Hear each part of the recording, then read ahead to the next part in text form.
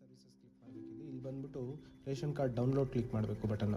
ಅದಾದಮೇಲೆ ಇಲ್ಲಿ ration card download files click ಮಾಡಬೇಕು. ನೀವು ಕ್ಲಿಕ್ ಮಾಡಿದ ಮೇಲೆ ಇಲ್ಲಿ ಬಂದು ಡಿಸ್ಟ್ರಿಕ್ಟ್ ಸೆಲೆಕ್ಟ್ ಮಾಡ್ಕೋಬೇಕು. ನಿಮ್ದು ಯಾವ ಡಿಸ್ಟ್ರಿಕ್ಕು ಅದನ್ನು ನೀವು ಡೌನ್ಲೋಡ್ ಮಾಡೋ ರೇಷನ್ ಕಾರ್ಡ್ ಡಿಸ್ಟ್ರಿಕ್ಕು. ಅದಾದಮೇಲೆ ಇಲ್ಲಿ ಪಡಿತರ ಚೀಟಿ ವಿವರ ಕ್ಲಿಕ್ ಮಾಡಬೇಕು. ಇಲ್ಲಿ ವಿತ್ OTP ಅಂತ ಇದೆ ನೋಡಿ ಆಪ್ಷನ್, ಅದನ್ನು ಕ್ಲಿಕ್ ಮಾಡಬೇಕು ಫಸ್ಟ್ ಒನ್. ನೆಕ್ಸ್ಟ್ ಇಲ್ಲಿ ಬಂದ್ಬಿಟ್ಟು ರೇಷನ್ ಕಾರ್ಡ್ ನಂಬರ್ ಎಂಟ್ರಿ ಮಾಡಬೇಕು. ನೀವು ಯಾವುದು ಪರ್ಟಿಕ್ಯುಲರ್ ಡೌನ್ಲೋಡ್ ಮಾಡಬೇಕು ಆ ರೇಷನ್ ಕಾರ್ಡ್ ನಂಬರ್ನ ಪೂರ್ತಿ ರೇಷನ್ ಕಾರ್ಡ್ ನಂಬರ್ ಎಂಟ್ರಿ ಆದಮೇಲೆ ಗೋ ಕೊಡಬೇಕು. ನಂತರ ಸೆಲೆಕ್ಟ್ ಮಾಡ್ಕೋಬೇಕು ಯಾವ ಅಪ್ಲಿಕೆಂಟ್ಗೆ OTP ಕಳಿಸ್ಬೇಕು ಅಂತ. ಅದಾದಮೇಲೆ ಅಲ್ಲಿ ಇಂಗ್ಲೀಷ್ ಕ್ಲಿಕ್ ಮಾಡಿಕೊಂಡು ಮೊದಲನೇ ಕ್ಯಾಪ್ಚಾ ಇಲ್ಲಿ ಎಂಟ್ರಿ ಮಾಡಬೇಕು ನೀವು, ಫಸ್ಟ್ ಕ್ಯಾಪ್ಚಾ ಒಂದು. ನೆಕ್ಸ್ಟ್ ಗೋ ಕೊಡಬೇಕು. ಅದಾದಮೇಲೆ ನೆಕ್ಸ್ಟ್ ಎರಡನೇ ಕ್ಯಾಪ್ಚಾ ಎಂಟ್ರಿ ಮಾಡ್ಕೋಬೇಕು ಇಲ್ಲಿ ನೋಡಿಕೊಂಡು.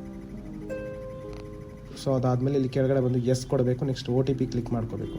OTP ಕ್ಲಿಕ್ ಮಾಡಿದ ತಕ್ಷಣ OTP ಹೋಗ್ತದೆ. OTP ಆದಮೇಲೆ OTP ಬಂದರೆ OTP ಎಂಟ್ರಿ ಮಾಡಿ. OTP ಬಂದಿರೋ OTPನ ಎಂಟ್ರಿ ಮಾಡಿದ್ಮೇಲೆ ಗೋ ಕೊಡಿ.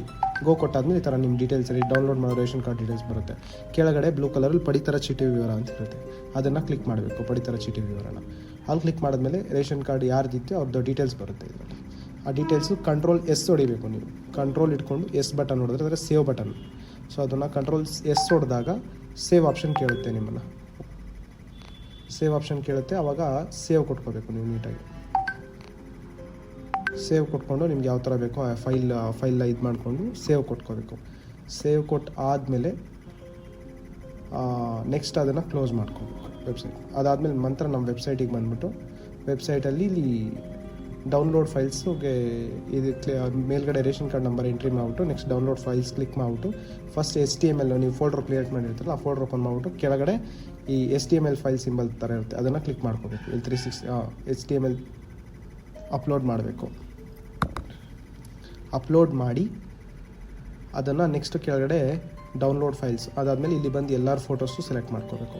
ಸೆಲೆಕ್ಟ್ ಮಾಡಿಕೊಂಡು ಎಲ್ಲರದ್ದು ಒಟ್ಟಿಗೆ 5 ಇನ್ಕ್ಲೂಡಿಂಗ್ ಸ್ಪೆಸಿಮೆನ್ ಕಾಪಿ ಅಂತ ಇರುತ್ತೆ ಅದನ್ನು ಸೇರಿಸಿ ಸಬ್ಮಿಟ್ ಕೊಡಬೇಕು. ಸಬ್ಮಿಟ್ ಕೊಟ್ಟಾದಮೇಲೆ ಅಲ್ಲಿ ಕೆಳಗಡೆ ಪ್ರಿಂಟ್ ಸಿಂಬಲ್ ಹತ್ರ ಪ್ರಿಂಟ್ ಬಂದಿರುತ್ತೆ, ಜಸ್ಟ್ ಕ್ಲಿಕ್ ಮಾಡಿದ್ರೆ ಈ ಥರ ನಿಮಗೆ ರೇಷನ್ ಕಾರ್ಡ್ ಶೋ ಆಗುತ್ತೆ. ನೆಕ್ಸ್ಟ್ ಸೇವ್ ಮಾಡ್ಕೊಂಡು ನೀವು ಕಸ್ಟಮರ್ಗೆ ಪ್ರಿಂಟ್ ಕೊಡ್ಬೋದು.